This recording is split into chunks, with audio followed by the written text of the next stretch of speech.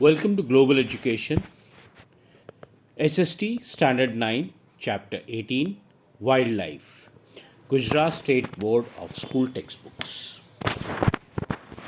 तो wild life जो है उसमें बहुत सारी डाइवर्सिटी है इंडिया में, और पूरी दुनिया में भी बहुत सारी डाइवर्सिटी है। अगर दुनिया की डाइवर्सिटी देखा जाए तो there are 15 lakh species of wildlife. उसमें रेप्टाइल्स भी हैं, मैमल्स भी हैं, फिश भी है, इंसेक्ट्स भी हैं।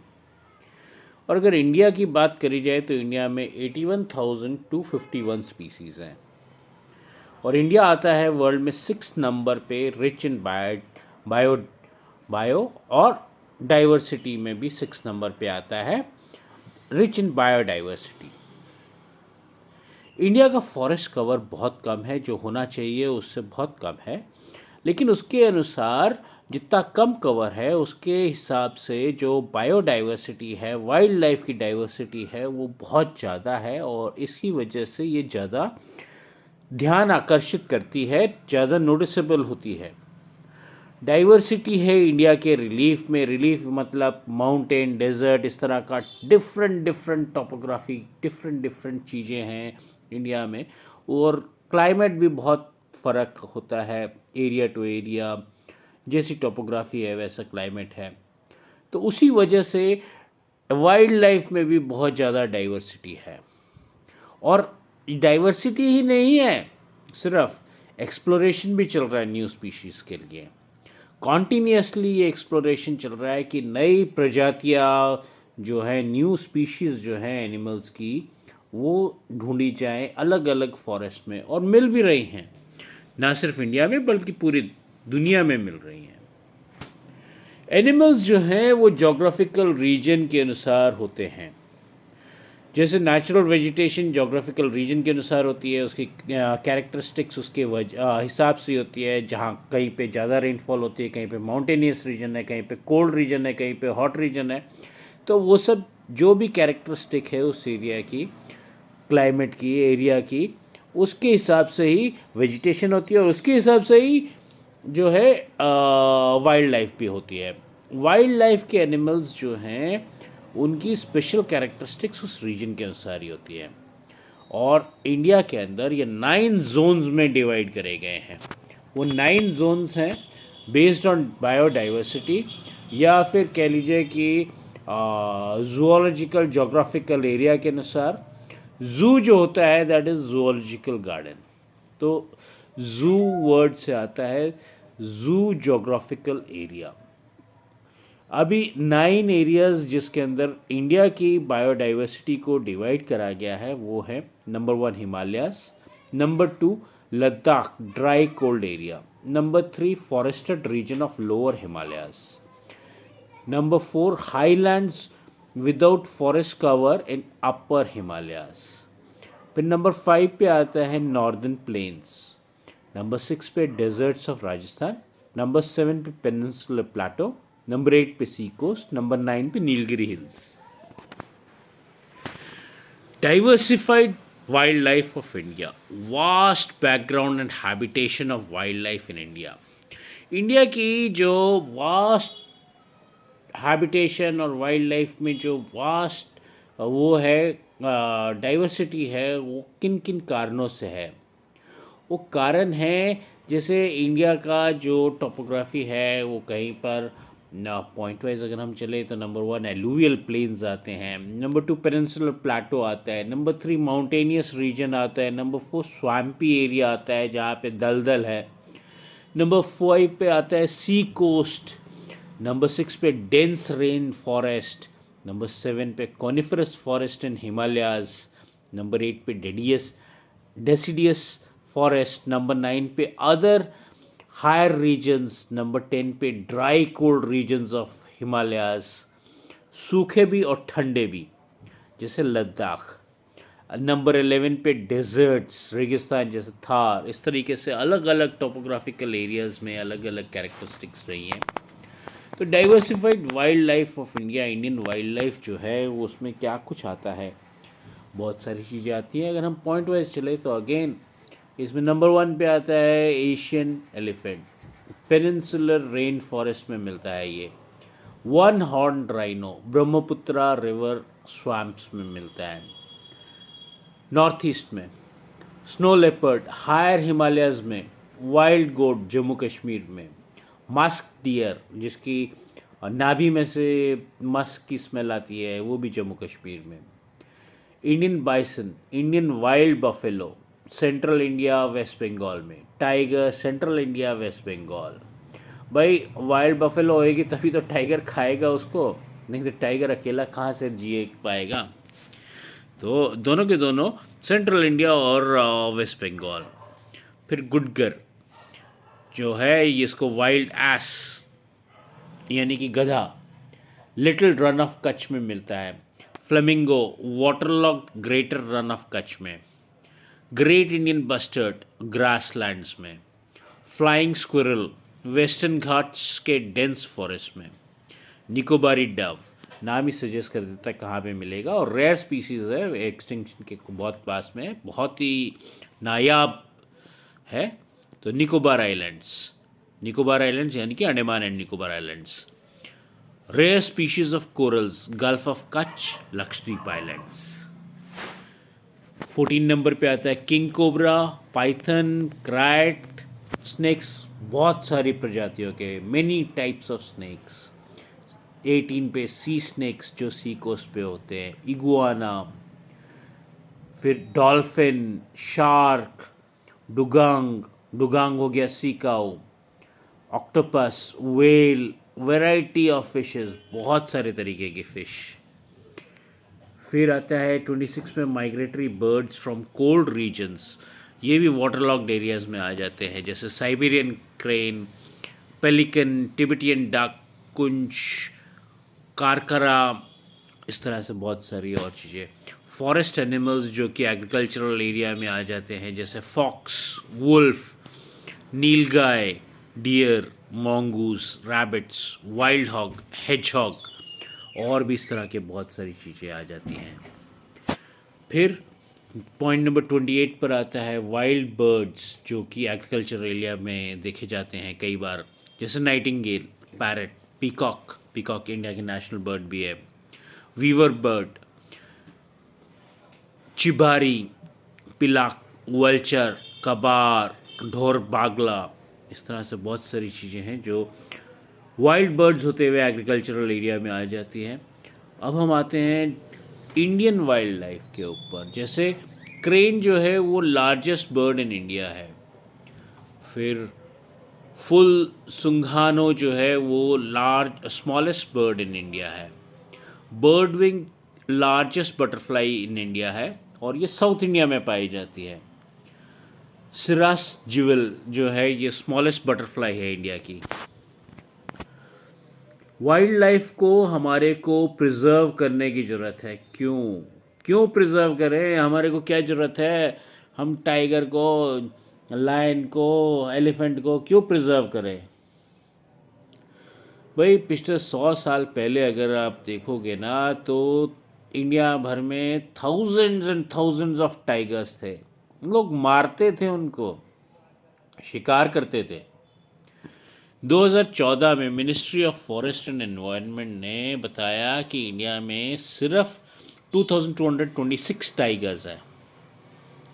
कहाँ कई हज़ारों में टाइगर्स थे, 10,000, 20,000, 50,000, पता नहीं कितने थे, अनगिनत टाइगर थे। अब 2226, 2226 ओनली 2014। टाइगर पॉपुलेशन जो है वो तब से अब तक ग्रो कर रहा है और ये अच्छा साइन है। और ये कैसे पता चलता है, उनके फुटप्रिंट से पता चलता है जो पिछले कुछ सालों में देखे गए हैं, तो उससे यही पता चलता है कि 2226 से बढ़ गया है टाइगर जो है।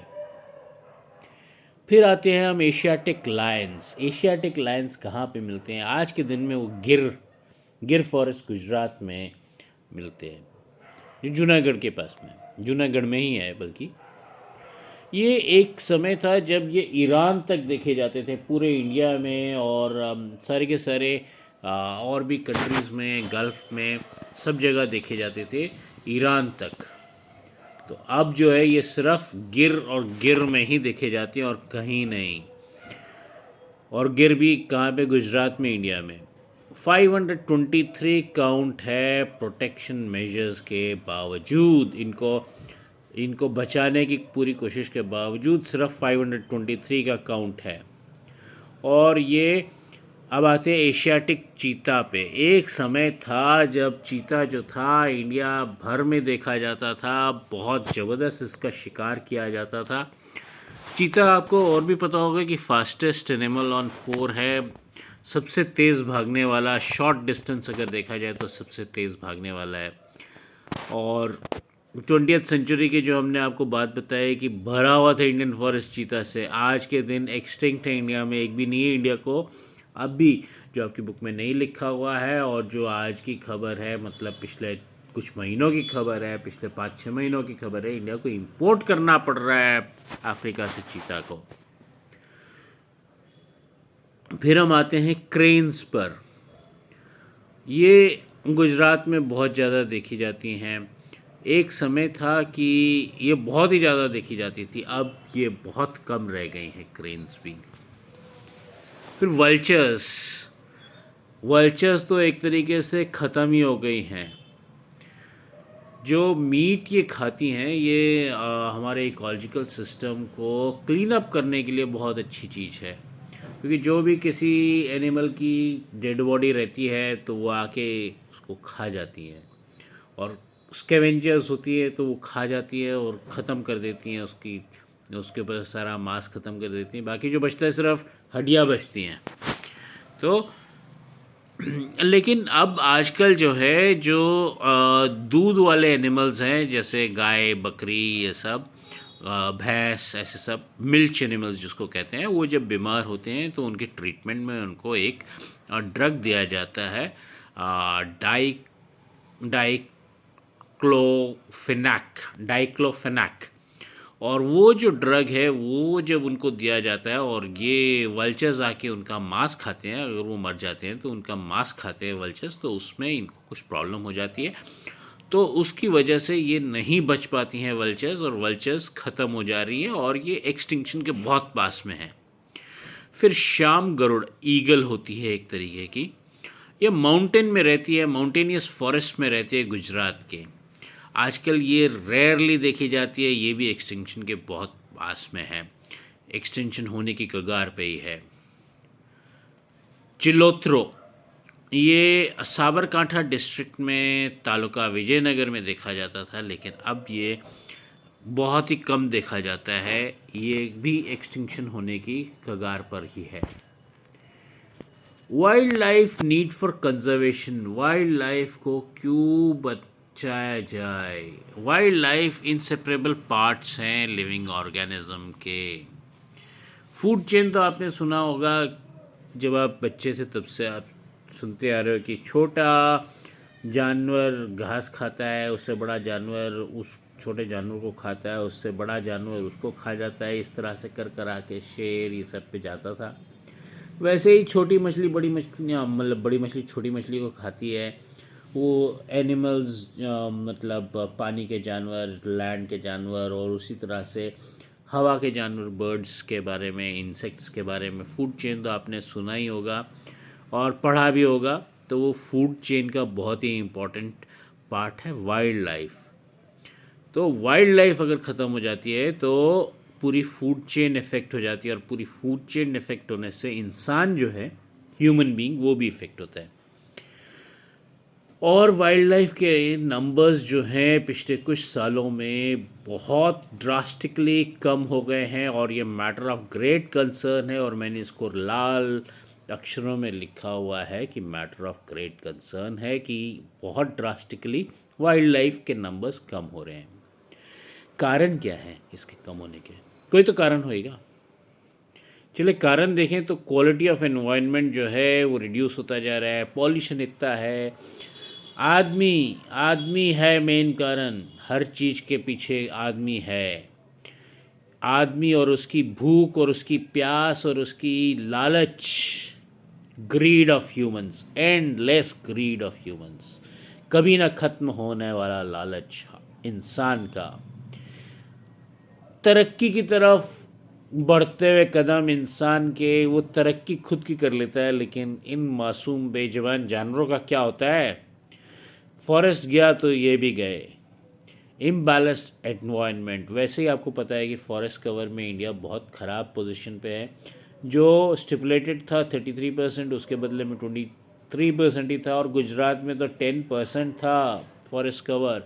तो फॉरेस्ट कवर अगर इतना कम रहेगा तो कैसे होएगा? स्टिपुलेटेड से भी कम है फॉरेस्ट कवर इंडिया का। और फॉरेस्ट को एक दिन दो दिन में नहीं बन जाते। आप प्लांट उगा दो तो, आप पेड़ उगा दो तो फॉरेस्ट बन जाएगा, ऐसा कुछ नहीं होता। फॉरेस्ट उगने में सेंचुरीज लग जाती, डिकेड्स भी नहीं, सेंचुरीज लग जाती है। लेकिन उसको ख़त्म करने में कुछ घंटे, कुछ दिन, कुछ महीने, बस इतनी मशीनें बना ली इंसान ने जो फॉरेस्ट को कुछ दिन, कुछ महीने में ख़त्म कर देगा। तो इम्बैलेंस्ड एनवायरनमेंट एडवर्स रिज़ल्ट होता है उसका, और वो आज के तारीख में आप देख ही रहे हो। और रेमेडियल एक्शन लेने की बहुत सख्त ज़रूरत है, नहीं तो वाइल्ड लाइफ एक्सटिंक्ट हो जाएगी, कुछ नहीं बचेगा वाइल्ड लाइफ का। और जो आपकी आने वाली जनरेशन्स है, जिस तरीके से मैंने आपको पिछले चैप्टर में बताया था कि फॉरेस्ट कवर कम हो रहा है, और फॉरेस्ट को सिर्फ वीडियो और फोटोज़ में देखा जाएगा बाद में, अगर इसी तरह से चलता रहा और कोई प्रॉपर कदम नहीं उठाया गया। उसी तरीके से वाइल्ड लाइफ के साथ भी होगा कि एक जनरेशन या दो जनरेशन बाद में वाइल्ड लाइफ जो है वो फ़ोटोज़ और वीडियोस में ही देखा जाएगा। बच्चे देख ले, ये है चीता, ये है चीता, तो आज भी नहीं है, इंडिया में नहीं है, मतलब ये देख लो, ये लॉयन होता था, ये टाइगर होता था। जब हम छोटे बच्चे थे तब हमने देखा था जू में, इंडिया में, अब नहीं है। ये आप बताओगे अपने बच्चों को या उनके भी बच्चों को? इसके लिए आज ही मेजर्स ले लो और वाइल्ड लाइफ को बचा लो, ताकि आपका भविष्य जो है, आपके और बच्चे जो रहेंगे, आपकी नेक्स्ट जनरेशन जो रहेगी, वो वाइल्ड लाइफ देख पाए। Important national parks and sanctuaries of India. Assam में काजीरंगा, वहाँ पे राइनो, वाइल्ड बफेलो, डियर, ये मिलता है। राजस्थान के थार डेजर्ट में desert wolf, desert cat, bustard, ये सब मिलते हैं। राजस्थान में ही भरतपुर जो है, वहाँ पर केवला देव नेशनल पार्क है, वहाँ पे local birds and migratory birds दिखते हैं। मध्य प्रदेश में कान्हा जगह है एक नेशनल पार्क, वहाँ पे टाइगर और एंटीलोप मिलते हैं। गुजरात में गिर नेशनल पार्क है, वहाँ पे लायन, लेपर्ड और चीतल मिलते हैं। गुजरात में ही और एक है वालवादार कालियार नेशनल पार्क, यहाँ पे ब्लैक बक, वुल्फ, पीकॉक और बस्टर्ड मिलते हैं। कर्नाटका में बांदीपुर में है नेशनल पार्क, वहाँ पे elephant, bear, hog, wild cat, ये सब मिलता है। यूनियन टेरिटरी डचिगाम, यहाँ पर आपको मिलता है हेमूर, Kashmiri deer, musk deer. Uttarakhand Corbett national park जो है, वहाँ पर टाइगर, एलिफेंट, लेपर्ड और डियर मिलता है।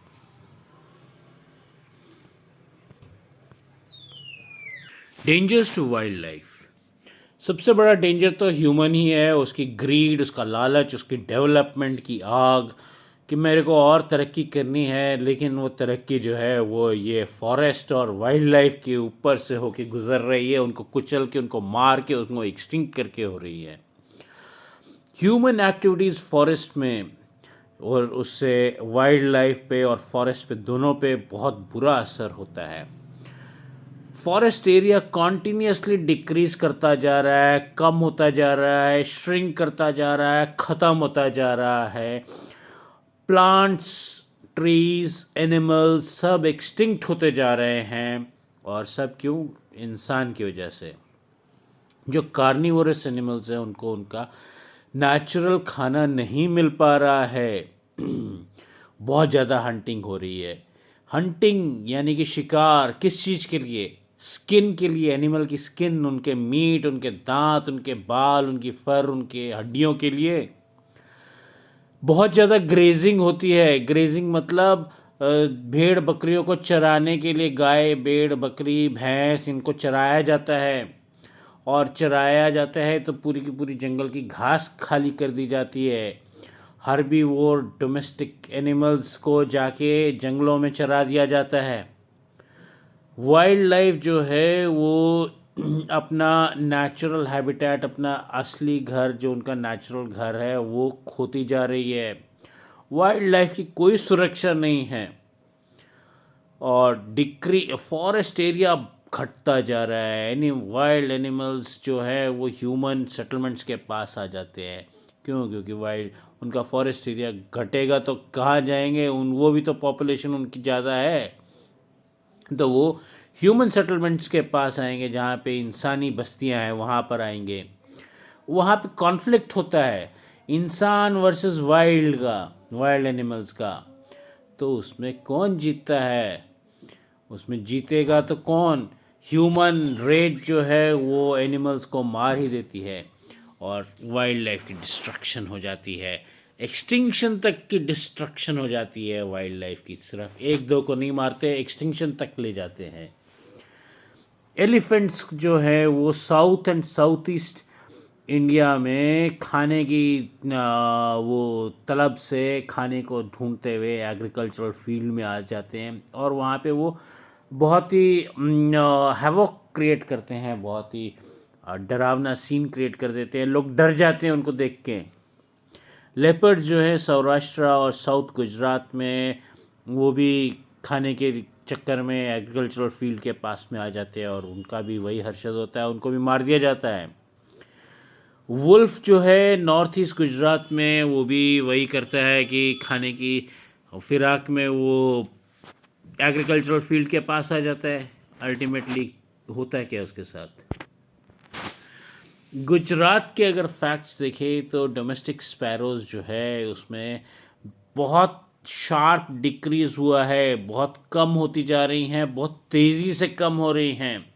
लायन जो है गुजरात का स्टेट एनिमल है और फ्लेमिंगो जो है गुजरात की स्टेट बर्ड है। एशियाटिक लॉयंस, गुडकर, पट्टी लिजर्ड, ये सब सिर्फ गुजरात में मिलती हैं और कहीं पे नहीं है। पूरे इंडिया में नहीं है, पूरे वर्ल्ड में नहीं है। हाँ, अफ्रीकन लॉयन ज़रूर मिलते हैं, तो वो भी अफ्रीका में। तो एक्सटिंक्ट इन गुजरात के नाम पर आती है wild buffalo, Indian bison, elephant, चीता, लार्ज इंडियन स्क्विरल, टाइगर, ये सब की सब चीज़ें जो हैं गुजरात से एक्सटिंक्ट हो गई हैं। वाइल्ड बफेलो बची है लेकिन गुजरात में नहीं। वैसे ही एलिफेंट भी बचे हैं लेकिन गुजरात में नहीं। चीता बचे हैं, चीता नहीं बचे, पूरे इंडिया में नहीं बचे हैं, अभी इंपोर्ट करे जा रहे हैं अफ्रीका से। फिर टाइगर जो हैं वो अगेन बचे हैं सुंदरबन ये सब जगह पे, रॉयल बंगाल टाइगर, लेकिन गुजरात में नहीं है। गुजरात की जो लार्जेस्ट सेंचुरी है वो डेजर्ट सेंचुरी ऑफ कच्छ है।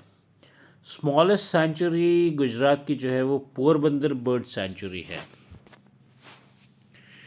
Remedies to conserve wildlife, बचाना बहुत ज़रूरी है वाइल्ड लाइफ को। जिस तरह से फॉरेस्ट को बचाना ज़रूरी है उस तरीके से वाइल्ड लाइफ को भी बचाना ज़रूरी है। फूड चेन तो आपने पढ़ा ही होगा बचपन से आज तक।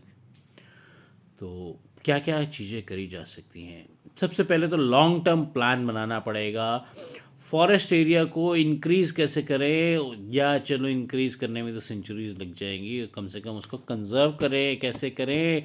अगर इंडिया में 10% फॉरेस्ट है या 23% फॉरेस्ट एरिया है, उसको 23% पे ही रखना है, वो कैसे करें? तो हमको डेडिकेटेडली जो हमारे प्लान बनाए हैं उनको इम्प्लीमेंट करना पड़ेगा। स्ट्रिक्ट लॉज बना के उनको एडहियर करना पड़ेगा, इम्प्लीमेंट करना पड़ेगा, लागू करना पड़ेगा और उसको देखना पड़ेगा कि ये प्रॉपरली फॉलो हो, हर कोई उसको फॉलो करे। फॉरेस्ट कवर और वाइल्ड लाइफ दोनों बढ़ाने पड़ेंगे। पब्लिक अवेयरनेस प्रोग्राम्स बनाए चालू करने पड़ेंगे। एनजीओ जो कि नॉन गवर्नमेंट ऑर्गेनाइजेशंस होती हैं उनके थ्रू ये चीज़ करना पड़ेगी, टॉप प्रायोरिटी पे करनी पड़ेगी। फ्यूचर सिटीजन्स ऑफ इंडिया जो है उनके स्कूल सिलेबस में ये सब चीज़ें डालनी पड़ेगी। आपको ये आपके लिए ये चैप्टर क्यों आया, ये पॉइंट है यहाँ पर क्योंकि आप फ्यूचर सिटीज़न हो इंडिया के, और आपको अगर अभी से ये चीज़ का एहसास हो जाएगा तभी हम ये कह सकते हैं कि फ्यूचर में भी वाइल्ड लाइफ की और फॉरेस्ट की सुरक्षा हो पाएगी इंडिया में। इसके लिए ही आपको स्कूलों में पढ़ाया जा रहा है, और कोई कारण नहीं है सिवाय इसके। ये बहुत ही ज़रूरी चीज़ है, और अच्छा ही है कि आपको पढ़ाया जा रहा है, और आपके दिमाग में अभी से बैठ जाएगा तो ज़्यादा अच्छा रहेगा बचपन से ही। फिर बिफोर इम्प्लीमेंटेशन और डेवलपमेंट प्रोजेक्ट, जो भी डेवलपमेंट प्रोजेक्ट होता है, जैसे कोई डैम बना रहे हैं तो, या और कोई चीज़ बना रहे हैं, तो उसका इम्प्लीमेंट करने से पहले उसका क्या इफ़ेक्ट हो रहा है इन्वायरमेंट पे, लिविंग ऑर्गेनिजम्स पे, इसको ज़रा इन डेप्थ स्टडी करने की ज़रूरत रहती है। और वो नहीं होता है, वो डेवलपमेंट के नाम पे वो सब चीज़ सैंक्शन हो जाती है। लार्ज ट्रीज को काटना बंद करो, ना सिर्फ फॉरेस्ट में बल्कि फॉरेस्ट के बाहर भी आप, क्योंकि उसके अंदर जो लार्ज बड़े बड़े पेड़ जो होते हैं उसके अंदर काफ़ी सारे बड़े बड़े होल्स हो जाते हैं, हॉलो हो जाते हैं, और उसके अंदर काफ़ी सारी स्पेसेस होती है, फिर उसकी ब्रांचेस होती हैं, और उन ब्रांचेस पे, उन स्पेसेस पे, उन होल्स में जो है हॉलो स्पेसेस में बहुत सारी बर्ड्स और बहुत सारे स्क्विरल्स, एनिमल्स, दूसरे ऑर्गेनिजम्स, इंसेक्ट्स, ये सब रहते हैं। और अगर आप उनको काट दोगे तो इन सब का घर ख़त्म हो जाता है। अगर कोई आपको आपके घर से बाहर निकाल के फेंक दे तो आपको कैसा लगता है? बस वैसा ही लगता है इन एनिमल्स को, इन बर्ड्स को, इन इंसेक्ट्स को। तो प्रोड्यूस पॉल्यूशन, पॉल्यूशन से भी बहुत सारे वाइल्ड लाइफ जो है और पेड़, दोनों के दोनों उनकी ख़त्म हो जाते हैं, उनकी पॉपुलेशन रिड्यूस हो जाती है। जंगल की आग ना लगने दीजिए, पेट्रोलिंग करिए, सेफ्टी करिए, एंटिसिपेट करिए, एंटिसिपेट में प्लान करिए, एंटिसिपेटरी प्लानिंग करिए, और जंगल की आग को बिल्कुल भी ना लगने दीजिए। Steps to preserve wildlife. Ancient time से अगर देखा जाए तो मॉडर्न किंग अशोका के टाइम से लॉज बनाए गए थे जिसके कारण वाइल्ड लाइफ की प्रोटेक्शन करी जाती थी। आज के दिन में ये फंडामेंटल ड्यूटीज़ में, डायरेक्टिव प्रिंसिपल्स में हमारे कॉन्स्टिट्यूशन ने प्रिजर्वेशन ऑफ वाइल्ड लाइफ को रखा हुआ है। पार्लियामेंट ने पास किया हुआ है वाइल्ड लाइफ कंजर्वेशन एक्ट, जो कि इंडियन वाइल्ड लाइफ बोर्ड के ऊपर की रिकमेंडेशंस के ऊपर, उनके सुझावों के ऊपर बेस करके बनाया गया था। 2014 में 503 सेंचुरीज थी इंडिया में, उसमें से गुजरात में 22 थी। 102 नेशनल पार्क्स थे, उसमें गुजरात में 4 थे। 14 बायो रिजर्व्स थे जिसमें से गुजरात में 1 था। प्रोटेक्शन स्कीम बनाई गई, स्पीशीज़ जो जो लुप्त होने की कगार पे, एक्सटिंक्शन की कगार पे, उनको प्रोटेक्शन करने के लिए स्कीम्स बनाई गई। उसमें से पहला आता है प्रोजेक्ट टाइगर। टाइगर्स की संख्या, उनका काउंट जो है ड्रास्टिकली कम हो रहा था। क्यों? क्योंकि उनको हंट किया जाता था, उनका शिकार किया जाता था। 1973 में प्रोजेक्ट टाइगर लॉन्च किया गया और 9 रिजर्व्ड एरियाज़ बनाए गए जिसमें टाइगर्स को रखा गया। आज के दिन वो 9 रिजर्व्ड एरियाज़ अब है 48 रिजर्व्ड एरियाज़ प्रोजेक्ट टाइगर के अंडर। फिर आता है लायन प्रोजेक्ट। एंशियंट टाइम से एशियाटिक लायंस जो थे वो ईरान तक, पूरे एशिया भर में दिखते थे, इंडिया में भी दिखते थे, पूरे इंडिया में, पूरे गल्फ कंट्रीज़ में, ईरान तक दिखते थे वो। लेकिन अब जो है वो सिर्फ गिर फॉरेस्ट जो गुजरात में, इंडिया में है, सिर्फ वहाँ तक सीमित है और कहीं नहीं है। तो सौराष्ट्र पेनिनसुला गुजरात में ही सिर्फ दिखते हैं, और 100 से कम हो गए थे वो एक टाइम पे। लेकिन 1972 में प्रोजेक्ट चालू हुआ गिर में, और प्रोजेक्ट में एशियाटिक लायंस को बचाने के स्टेप्स लिए गए, जो बहुत टाइमली स्टेप्स लिए गए। और 2015 में जब लायन का सेंसस हुआ तो 523 लॉयंस हो गए थे, कुछ 100 लॉयंस से बढ़ के 523 हो गए थे। फिर इसके अलावा भी और भी बहुत सारे प्रोजेक्ट्स हैं, जैसे हंगुल प्रोजेक्ट कश्मीर में। बारहसिंगा जो डियर होता है, उसके लिए एक रेयर स्पीशीज़ है बारहसिंगा की, उसको बचाने के लिए क्रोकोडाइल प्रोजेक्ट। सेलाइन वाटर यानी कि नमकीन पानी यानी कि सी के पानी के क्रोकोडाइल्स को बचाने के लिए। फिर राइनो प्रोजेक्ट जो वन हॉर्न इंडियन राइनो होता है उसको भी बचाने के लिए राइनो प्रोजेक्ट शुरू किया गया। Snow leopard project, snow leopard अब आपको नाम से ही पता चल रहा है तो उसके बारे में मैं क्या बोलूँ।